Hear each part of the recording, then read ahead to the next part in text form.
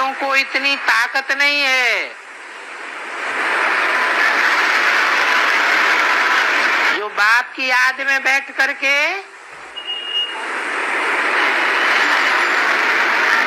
अपनी आत्मिक शक्ति के आधार पर परम धामवासी हो जाओ।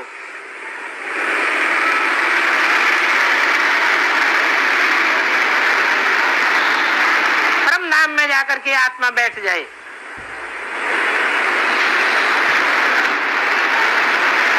इसलिए बोला है बाप बैठ ऐसी तीखी दृष्टि देंगे कि तुम इस दुनिया में ठहर नहीं सकेंगे।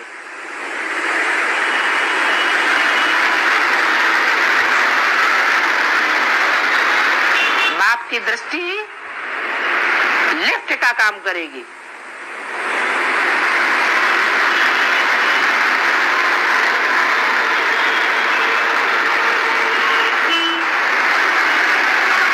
नजर से निहाल कहते हैं सिख लोग।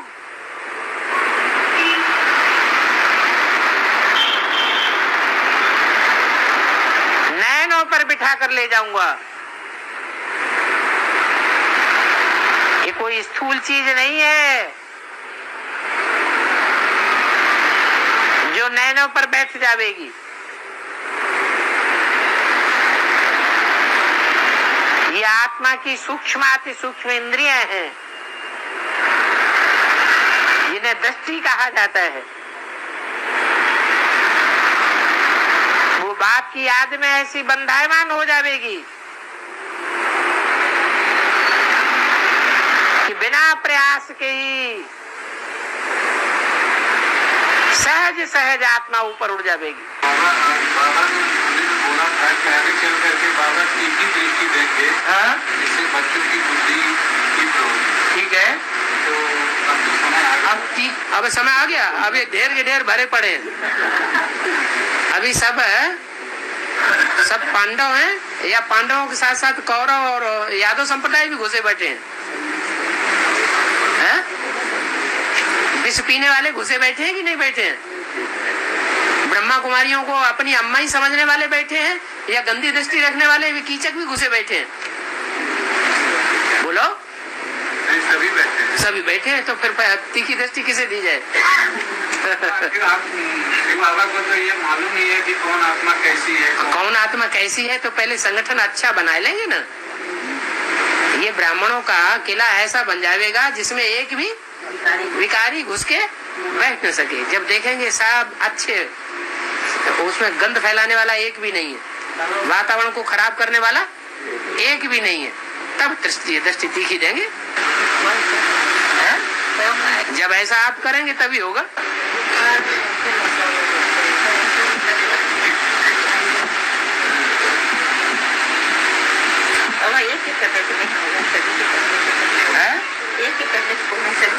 सभी के करने से होगा, एक के करने से थोड़ा ही होगा। सभी का संसार मिलाने और क्या, संघ शक्ति कलयुग है। कलयुग में संगठन की ताकत काम करती है। एक आत्मा चाहे कि हम कर लेंगे अकेला चना बाहर फोड़ दे, सो तो होगा नहीं। पानी से निहाल नहीं, पानी से निहाल किल्ला सतगुरु ऐसा है नहीं, लेकिन नजर से निहार किल्ला प्यारा सतगुरु वो इसलिए कहते हैं कि अंत समय में नैनों पर बिठा करके शिव बाबा ले जाएंगे। नैनों पर बिठाने का मतलब ये नहीं है कि शरीर को उठा के आंखों पर रख लेंगे। हमारे दृष्टि इतनी तीखी होगी कि आत्मा जो अपने आप ऊपर नहीं उड़ पा रही है, वो भी उस तीखी दृष्टि से आकर्षित होकर के आत्मा ऊपर उड़ेंगी। इतनी प्यार भरी दृष्टि मिलेगी। आत्मिक स्थिति जब बच्चों की बने तो बाप की आत्मिक स्थिति से मेल होगा। बच्चे अगर देह अभिमान में होंगे तो बाप को आत्मिक स्थिति से मेल होगा नहीं होगा। ये नजर से निहाल होना है। बाबा कहते हैं कि बच्चों को नैनों पर बिठा कर ले जाऊंगा। अभी वो प्यार क्यों नहीं पैदा होता? लौकिक दुनिया में किसी को कोई से प्यार हो जाता है तो उसकी नजरें कितनी याद आती रहती है। 1, 2, 10 सेकंड की नजर भूलती ही नहीं।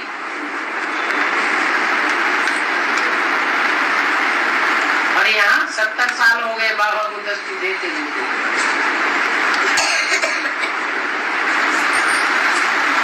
और मेल नहीं हो पाता।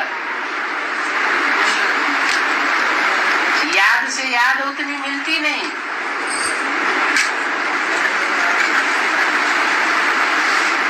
नहीं तो बाबा कहते हैं दिल से दिल को राहत होती है।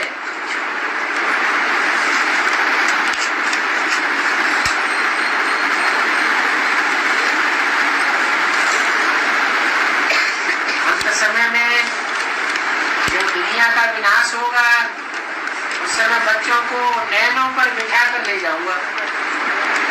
तो क्या देह को बिठा के ले जाएंगे? इसको बिठा के ले जाएंगे? जो आत्माभिमानी बच्चे बने होंगे, जिन्होंने अपन को पुरुषार्थ करके प्रैक्टिस करके आत्मा बनाया होगा, उनको ले जाएंगे। ऐसे बच्चों को ले जाएंगे जिनके देखने से ही दूसरों को आकर्षण हो जाए।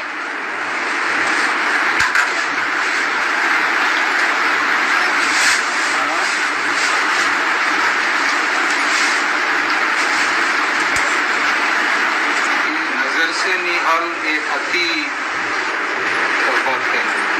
भक्ति का बात है। भक्ति की बात नहीं है, प्रैक्टिकल बात है।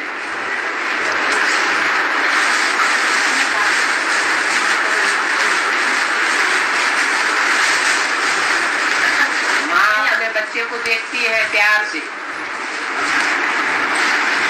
और बच्चा माँ को देखता है प्यार से।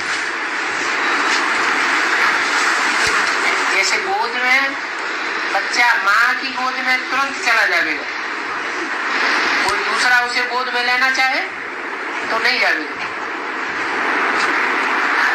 ऐसे दृष्टि का भी हिसाब है। दृष्टि से दृष्टि तब मिलती है जब समान स्टेज हो।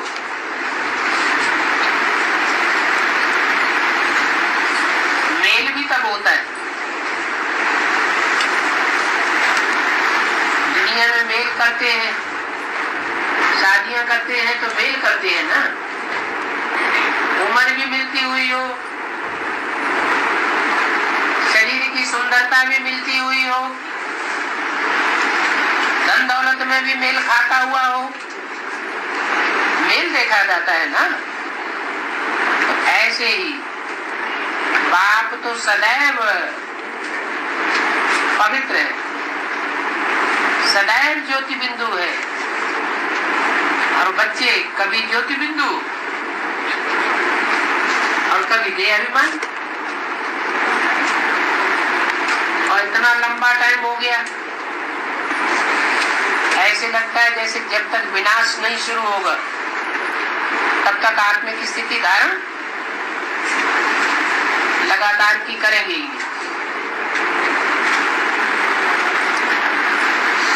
कहावत भी है,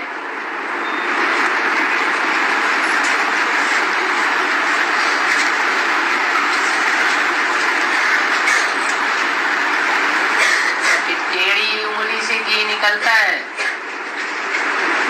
सीधी उंगली से घी भी नहीं निकलता।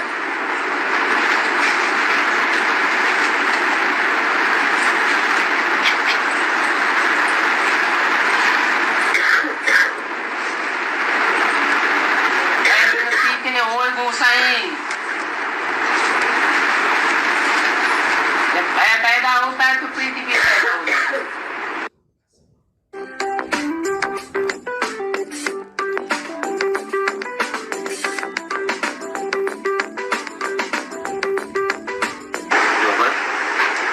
जापान वाले है ना बाबा, हाँ? वो अपने को सूर्यवंशी कहलाते हैं, क्योंकि वहाँ सूर्य पहले निकलता है दुनिया में। हाँ बाबा। पूरब में सूर्य निकलता है, उत्तर पूर्व में, ईशान कोण में। सूर्य को भगवान समझते हैं, जड़ सूर्य को भगवान समझते हैं।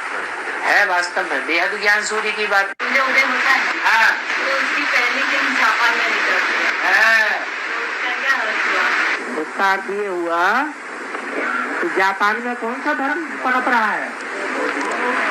बौद्ध धर्म। तो बौद्ध धर्म की कोई बीज रूप आत्मा होगी। जब एडवांस ज्ञान की शुरुआत होती है, सन 76 में ज्ञान सूर्योदय होता है, तो पहले पहले बौद्ध धर्म की आत्मा उसको ग्रहण करती है, उसको ज्ञान सूर्य को। इस ज्ञान को प्रैक्टिकल जीवन में ग्रहण करके और आवाज निकालती है अपनी गीता पाठशाला से। तो प्रत्यक्षता हो गई कि नहीं? प्रत्यक्षता हो जाती। दिल्ली में उस सेंटर का नाम है मेहरौली, महारौला मचाने वाला महरौली। 4 भाई निकलते हैं, 4 धर्मों के बीच। उनमें 3 है विदेशी धर्मों के बीच, उनमें 1 है बौद्ध धर्म का बीज। तो बौद्ध धर्म का बीज पहले भगवान को प्रैक्टिकल में पहचानता है। दूसरे भी पहचानते तो हैं, इस्लाम धर्म का बीज भी पहचानता है, लेकिन काम उल्टे कर लेता है। क्या? पर्चों में छपाए एडवर्टाइजमेंट करता है, ये हमारी माता है, ये हमारा पिता है, बेहद का। तो फिर माता के साथ गुस्ताखी करके बैठ जाता है। ऐसे ही क्रिश्चियन धर्म का बीज कहता तो है ये माता पिता है, लोगों को बताता तो है, लेकिन प्रैक्टिकल जीवन में क्या करता है? भगवान का बना बनाया घर गिराने के निमित्त बन जाता है। तो भक्ति मार्ग में इसकी यादगार क्या बन गया? क्रिश्चियन धर्म में गिरजाघर बन गया। तो और धर्म वाले जो है, विदेशी धर्म वाले, भगवान को प्रत्यक्ष नहीं करते, क्योंकि उनसे कर्म करते हैं प्रैक्टिकल जीवन में। भगवान को प्रत्यक्ष करने का कर्म नहीं करते। क्या करते हैं? और ही गुप्त कर देते। और बौद्ध धर्म का बीज क्या करता है? प्रैक्टिकल जीवन में जिस सेंटर में वो बच्चा काम करता है, बेसिक में नॉलेज लेता है, उस सेंटर में उस बात को प्रत्यक्ष कर देता है। पूरा का पूरा सेंटर टूट जाता है। सारे जिज्ञासु एडवांस में क्या करते हैं? आ जाते हैं। तो प्रत्यक्षता हुई या नाम बदनाम किया, प्रत्यक्षता कर दी। तो इसलिए वहां की यादगार चली आ रही है कि बौद्ध धर्म के लोग जो है, जापान के लोग क्या मानते हैं कि सूर्य कहां से उदय होता है? जापान से उदय होता है।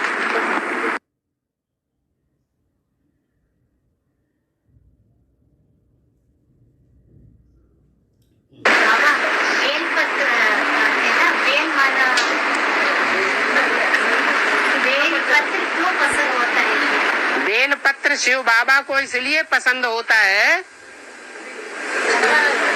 कि उसका नाम संस्कृत में है श्रीफल।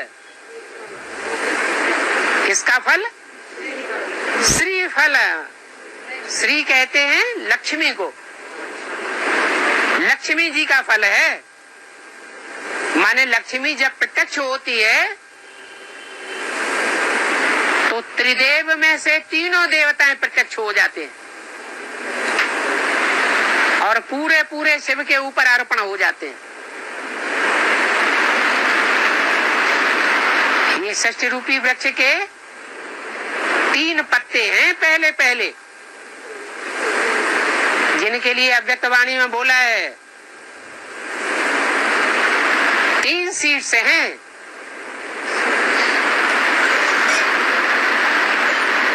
तीनों की प्रत्यक्षता रूपी जन्म होता है तो 3 बच्चे जो पहले शिव के ऊपर अर्पण होते हैं, उनकी अर्पण होने की विशेषता कहां से आती है? लक्ष्मी से। इसलिए लक्ष्मी का फल कहा जाता है बेल और उसके पत्ते कहे जाते हैं बेलपत्र।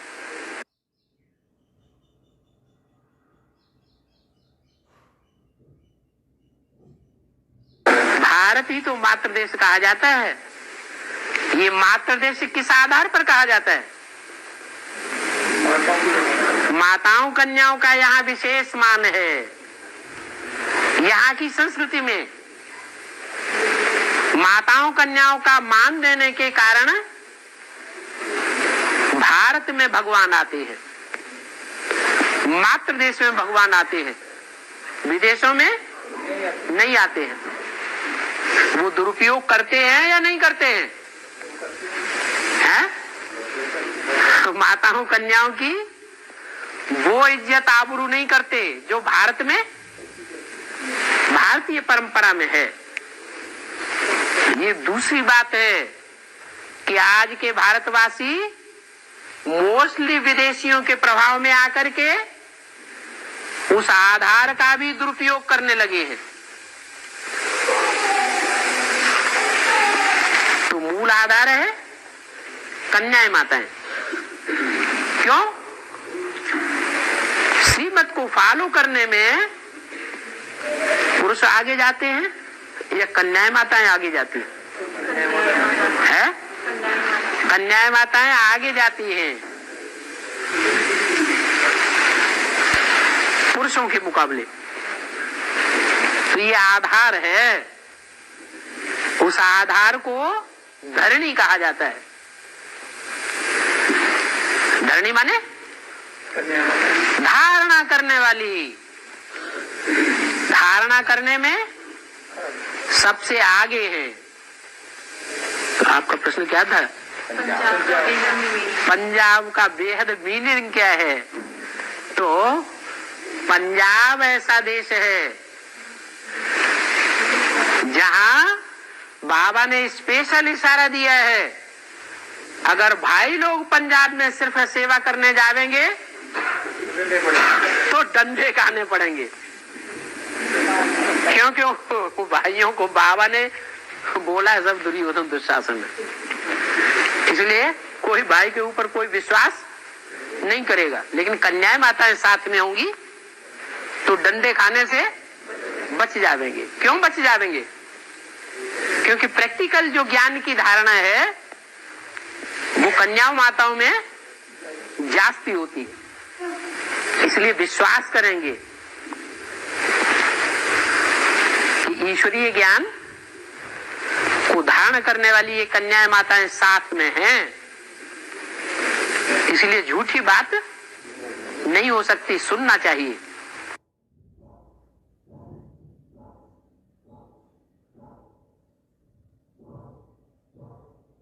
ब्रह्मा ने 12 गुरु क्यों किए? 11-10 क्यों नहीं किए? ब्रह्मा बाबा जो है उन्होंने यज्ञ के आदि से लेकर के शूटिंग पीरियड में कितने बच्चों की बात मानी? सबकी बात मानते रहे या एक को पहचान करके एक की बात मानते रहे? सबकी बात। चंद्रवंशी बच्चों की भी बात मानी, इस्लाम वंशी बच्चे आए उनकी भी बात मानी, कुमार का दादी की भी बात मानी, विश्वेश्वर भाव की भी बात मानी, रमेश भाई आए उनकी भी बात मान ली, मुंबई के क्रिश्चियंस की भी बात मान ली, बौद्धियों की भी बात मान ली। क्या ऐसे नहीं कि मनोहर दीदी की बात नहीं मानते थे, उनकी भी बात मानी, क्रिश्चियंस की भी बात मानी, बौद्धियों की भी बात मानी, सन्यासियों की भी बात मानी। सिख धर्म का जो गुरु हुआ, मुखिया हुआ, जो ब्रह्मा कुमारों में सिख धर्म के मुखिया बच्चे थे उनकी भी बात मानी। माने जो जो धर्म वाले आते गए सब के पांव पड़ते रहे, तो भक्त का पार्ट हो गया। तो भक्ति तो जहाँ सब जगह भटकती है, और ज्ञानी राम वाली आत्मा है ज्ञानी, वो कहीं भटकने की दरकार है ही नहीं। तो इसलिए 12 भक्त यहाँ शूटिंग पीरियड में भी किए, तो वहां भक्ति मार्ग में भी 12 गुरु होते हैं।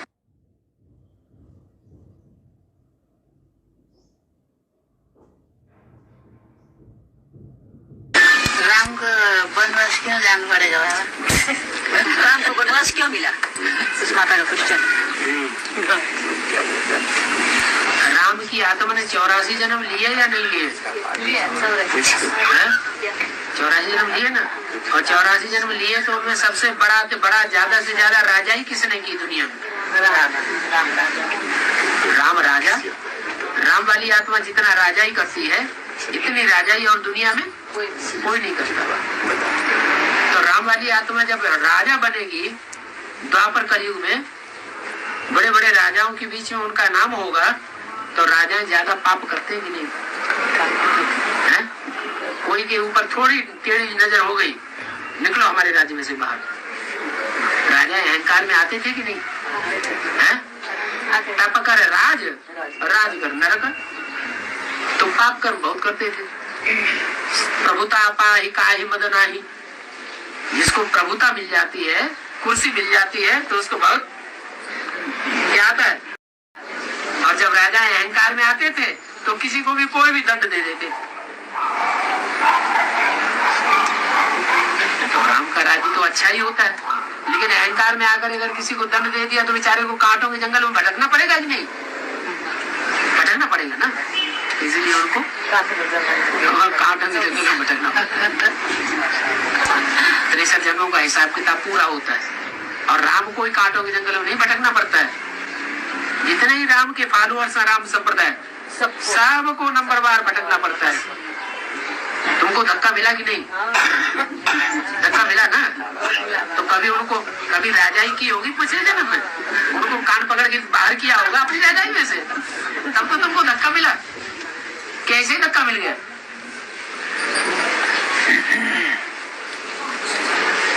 ये अंतर है कि तुमने अपनी इतनी बड़ी राजाई में से उनको बाहर निकाल दिया खदेड़ के, उन्होंने अपने सेंटर की 4 दीवारी में से निकाल के बाहर कर दिया। ऐसा पूरा हो गया। और एक बात, तुमको जब निकाला गया था, नहीं तुमने जब उनको निकाला था तो भगवान उनका सहयोगी नहीं था। हाँ, और तुमको जब निकाला गया तो भगवान तुम्हारा सहयोगी है। तो ये कितनी बड़ी प्राप्ति है तुमको। हाँ?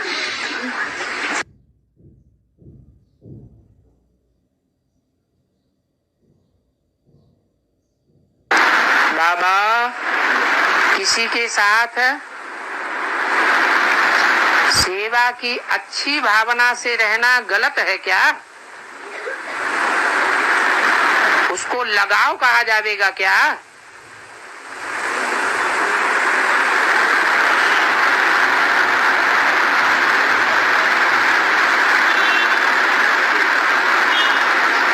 सेवा की भावना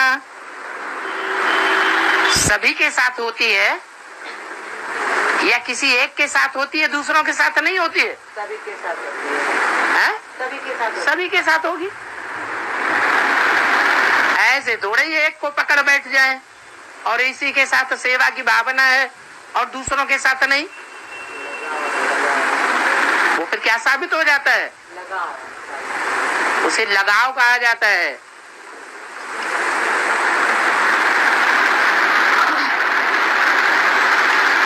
लगाव की निशानी है, न पहचान में आता हो तो पहचान लें। लगाव की निशानी है उस तरफ बार बार बुद्धि का झुकाव जाएगा। न चाहते भी बुद्धि बार बार उसकी तरफ झुकेगी। तो समझ लेना चाहिए हमारा झुकाव है, लगाव है।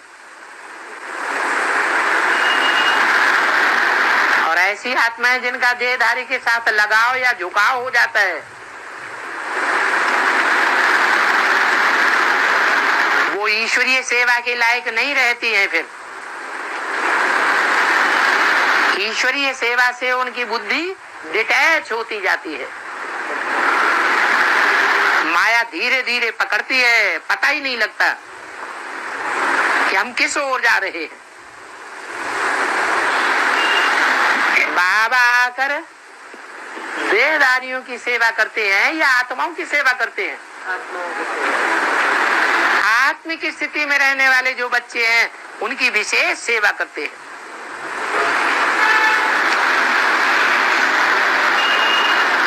भी किसके साथ रहकर सेवा करनी है? आपको स्थिति में रहने वाले आत्माओं की सेवा करनी है, आत्मिक स्टेज देखनी है। और आत्मिक स्टेज में सब बराबर है, सबकी सेवा करनी है। नीचे गिरने वाला है उसकी भी सेवा करनी है, हमको प्यार देने वाला है न देने वाला है, दोनों की सेवा करनी है। हमको घृणा भाव से देखने वाला है उसकी भी सेवा करनी है। तब कहेंगे आत्मा से प्यार।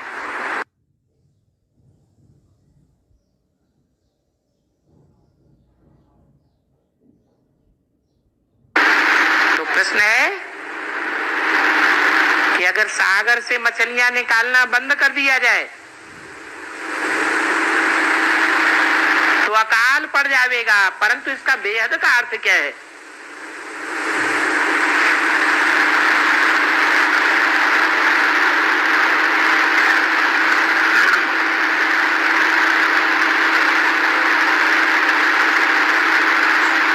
भगवान ने जब अवतार लेना शुरू किए, भक्ति मार्ग में दिखाते हैं, तो कौन सा अवतार पहले लिया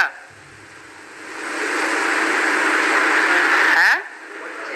मछली का अवतार, मत्स्यावतार।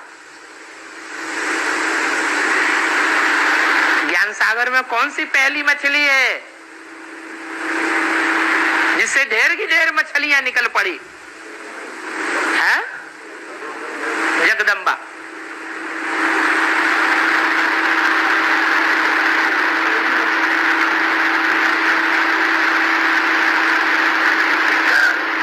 एक जगदम्बा के निकलने से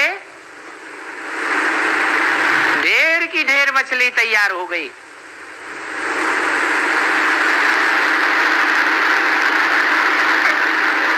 उस समय एडवांस पार्टी जब शुरू हुई थी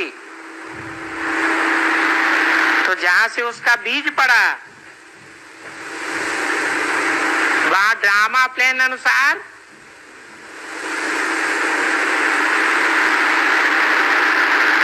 मछलियों के बीज बनाने के बड़े बड़े फार्म तैयार किए गए,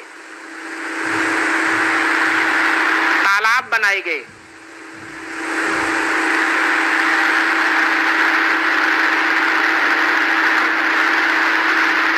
मत्स्य बीज फार्म नाम दिया गया।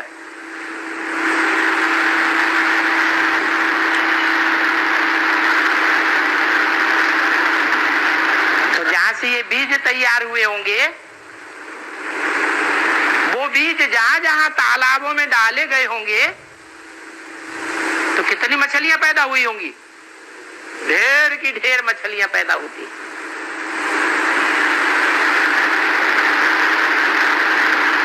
और मछलियां भी भांति भांति की होती हैं। कोई में बहुत बदबू निकलती है व्यभिचार की,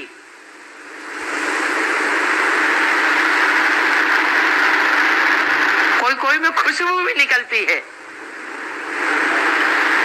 देखने में बड़ी सुंदर भी होती है।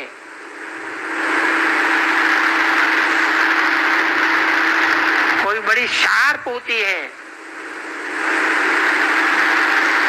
कोई बड़ी डल होती है, भांति भांति की मछलियां होती है।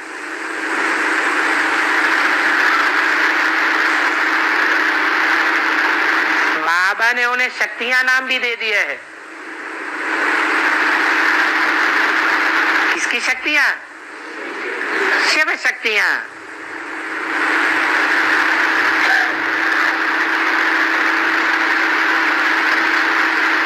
सागर की मछलियां है ना, सागर से दाना पानी लेती है।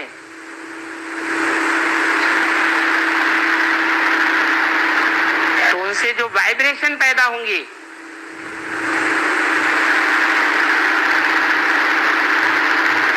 वो वाइब्रेशन और दुनिया के मुकाबले अच्छे होंगे या बुरे होंगे? स्थूल सागर में होता है स्थूल ज्ञान जल, और ज्ञान सागर में होता है ज्ञान जल। तो ये ज्ञान सागर की ज्ञान मछलियां हैं।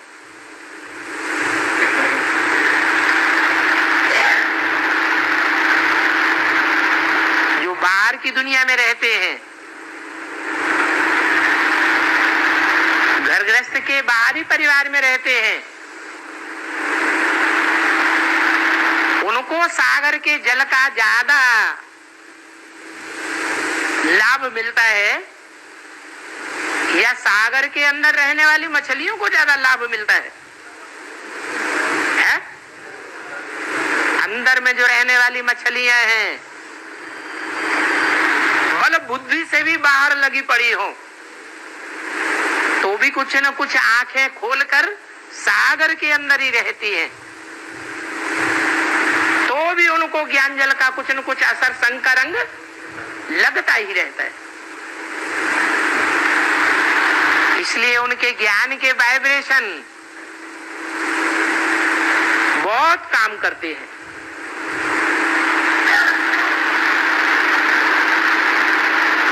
जो संगठित क्लास में आते रहते हैं वो इस बात का अनुभव करेंगे कि महीने 2 महीने में भी एक बार अगर क्लास करते हैं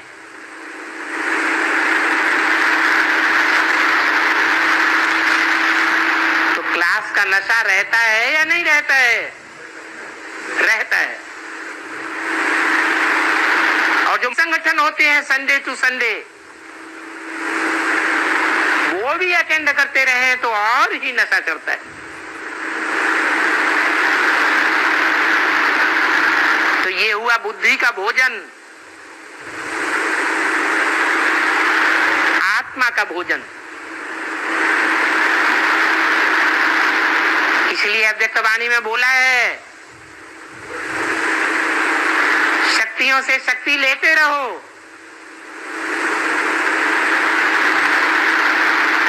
शक्तियों के अनेक रूप होते हैं।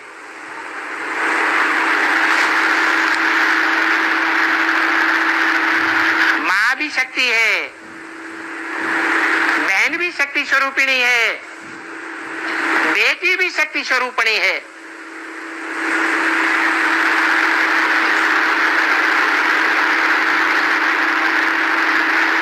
जो शक्ति के वाइब्रेशन लेते रहते हैं,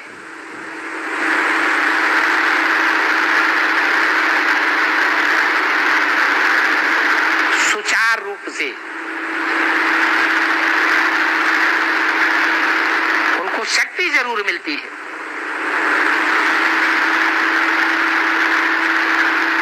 शिव बाप डायरेक्ट किसी को कुछ नहीं देते, जो भी मिलता है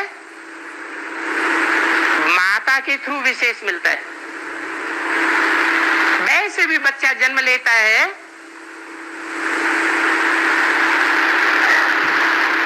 तो अनेक स्त्री चोलों के संबंध के रूप में जो संबंध प्राप्त होते हैं, उन संबंधों में ऐसा संबंध कौन सा है जो बच्चे को जीवन भर पोषण देता है? माँ का संबंध।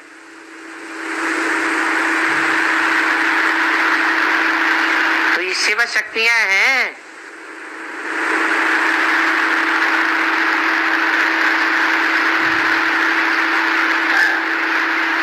बाप के लिए अपना जीवन दिया हुआ है। चलो, कोई ने थोड़े समय के लिए दिया, फिर माया ने भरमाई दिया। कोई ने लंबे समय तक जीवन दिया,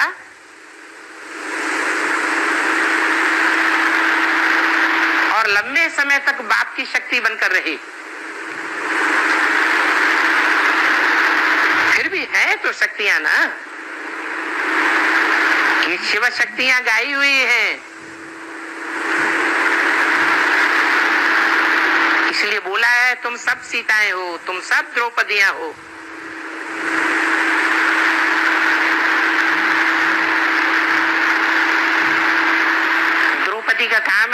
पांडवों को शक्ति रूपी भोजन देते रहना।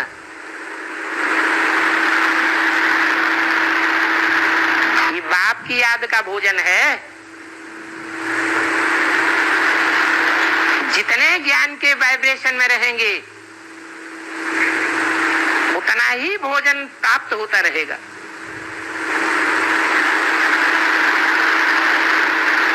याद है हमारा भोजन और ज्ञान है हमारा पेयजल।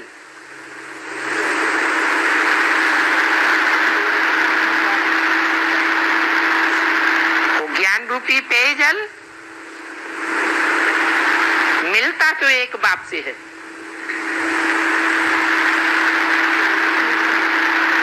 परंतु शक्तियां बीच में विशेष निमित्त बनती है।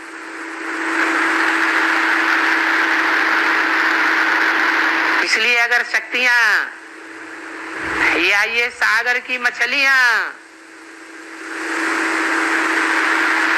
इनका अगर विनाश हो जाएगा तो आत्मा को बुद्ध रूपी भोजन मिलना बंद हो जाएगा।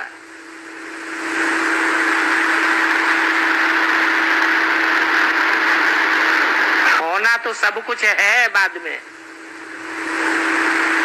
बड़े बड़े एटॉमिक विस्फोट होंगे सागर में,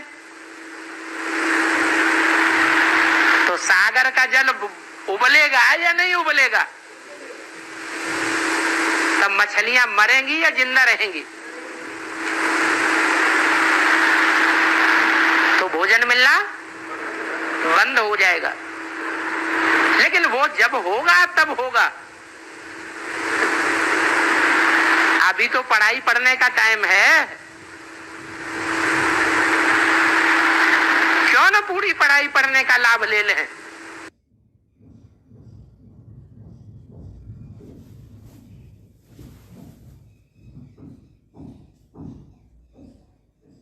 जितने भी विदेशी आत्माएं ऊपर से उतरती हैं, ये गर्भ से जन्म लेती हैं या प्रवेश करती हैं? प्रवेश करती हैं। किसमें प्रवेश करती हैं? जो भी देवी देवता धर्म की भोली भाली आत्माएं हैं उनमें ही प्रवेश करती हैं। ये देवता धर्म वाले ही हिंदू बनते हैं, हिंदू से दूसरे धर्मों में कन्वर्ट हो जाते हैं। तो ये भूत प्रेत आत्माएं हैं जो हमारी बुद्धि को क्या कर रही है? खराब कर रही है।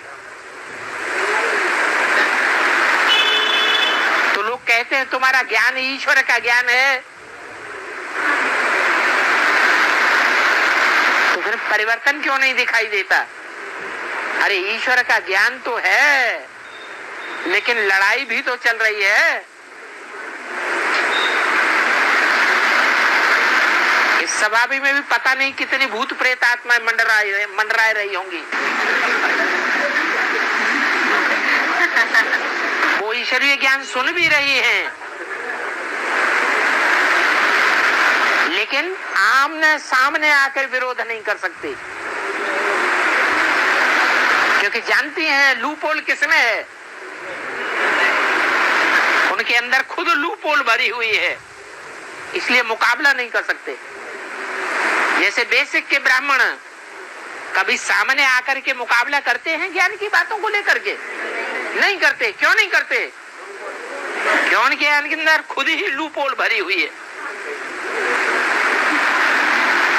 ये सारे ही कौरव और रावण संप्रदाय हैं, ये जल्दी सुधरने वाले नहीं हैं, विनाशकाले विपरीत बुद्धि है।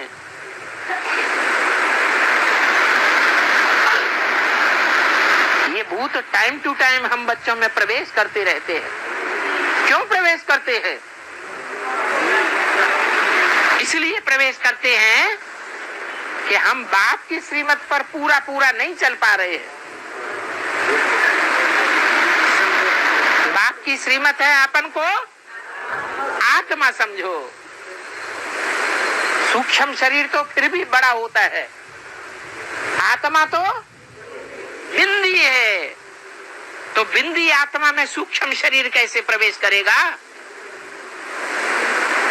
इसलिए कोई भी मुरली ऐसी नहीं जाती जिसमें बाप ये याद नहीं दिलाते हो कि अपन को आत्मा समझो। आगे चल करके ये रहस्य समझ में आवेगा। आगे जब ताबड़तोड़ विनाश होगा, मौत का बाजार खुलेगा,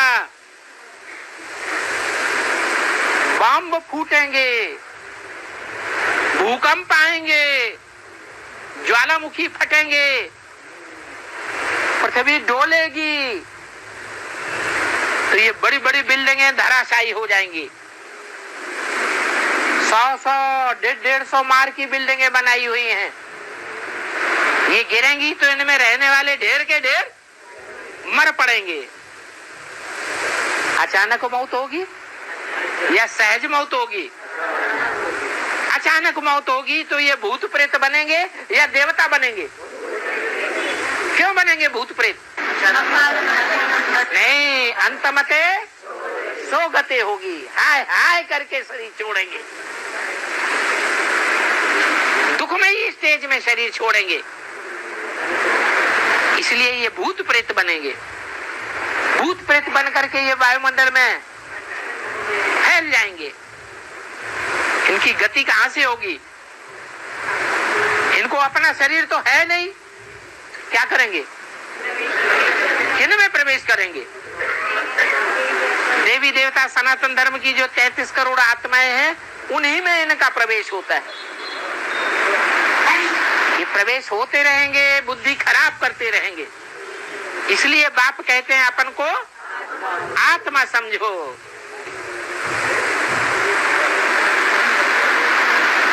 नहीं समझेंगे तो ये भूत प्रेत आत्मा में प्रवेश करके तुम्हारे से पाप कर्म करवाएंगी। तुम चाहते हो कि हम पाप न करें, फिर भी कराएंगे। अंदर अंदर अनुभव भी करते हैं कि अरे हमने तो पक्का दृढ़ निश्चय कर लिया था कि हम ऐसा नहीं होने देंगे, फिर भी पता नहीं जाने क्या हो जाता है। ऐसे अनुभव होता है ना, प्रैक्टिकल अनुभव है, प्रैक्टिकल गीता ज्ञान है। इन भूतों पर हमें विजय पानी है। अगर विजय पानी है तो पहला अभ्यास पक्का क्या करना है? अमृत वेले उठते ही सारे दिन का फाउंडेशन पक्का डालना है। मैं ज्योति बिंदु स्टार आत्मा हूँ, स्टार के सिवाय और कुछ भी दिखाई न दे। कोई संकल्प और ना आने दें, ना अच्छा संकल्प आने दें, ना बुरा संकल्प आने दें। 2, 5, 10 मिनट का फाउंडेशन भी अगर पड़ गया पक्का, तो सारा दिन स्थिति अच्छी बनी रहेगी।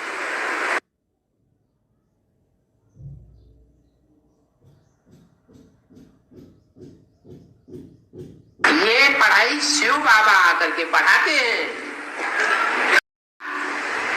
क्या पढ़ाई पढ़ाते हैं? इस सड़क का गेट माताएं खोलेंगी, कन्याएं माताएं खोलेंगी। सड़क का गेट पुरुष नहीं खोल सकते, कितना भी चाहे तो भी नहीं खोल सकते। ऐसे भारत के शास्त्रों में भी गायन है। पंडित विद्वान आचार्य बैठ के सुनाते रहते हैं। यत्र नार्यस्तु पूज्यन्ते रमन्ते तत्र देवता। लाउड स्पीकर पर चिल्लाते रहते हैं। लेकिन इतना चिल्लाने के बावजूद भी, इतनी शिक्षा सुनाने के बावजूद भी क्या नारियों की पूजा हो रही है?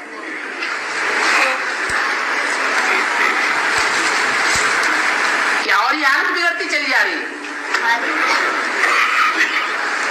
तो जब हालत बिगड़ते बिगड़ते सर के ऊपर पानी आ जाता है, माताओं युवकों से, कन्याओं से सहन नहीं होता है। हर चीज की एक हद होती है, लिमिट होती है, तो फिर भगवान आ जाता है।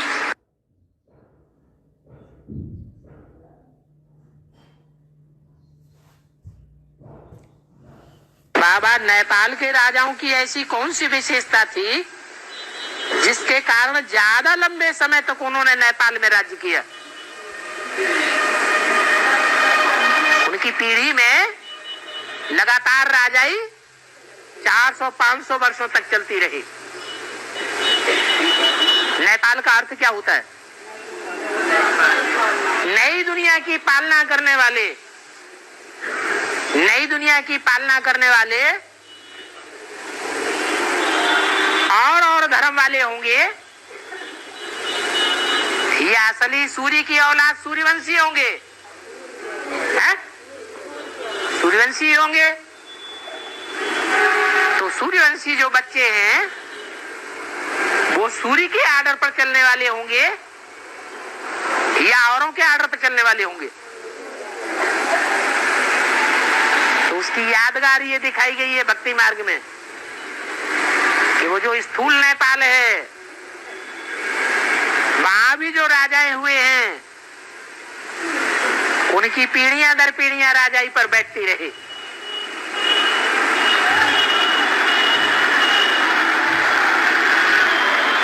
ये नेपाल अर्थात नई दुनिया के पालना करने वालों की निशानी है, जिन्होंने नई दुनिया का फाउंडेशन डाला है। मकान का फाउंडेशन डालने में ज्यादा मेहनत होती है या ऊपर की मंजिल बनाने में ज्यादा मेहनत होती है?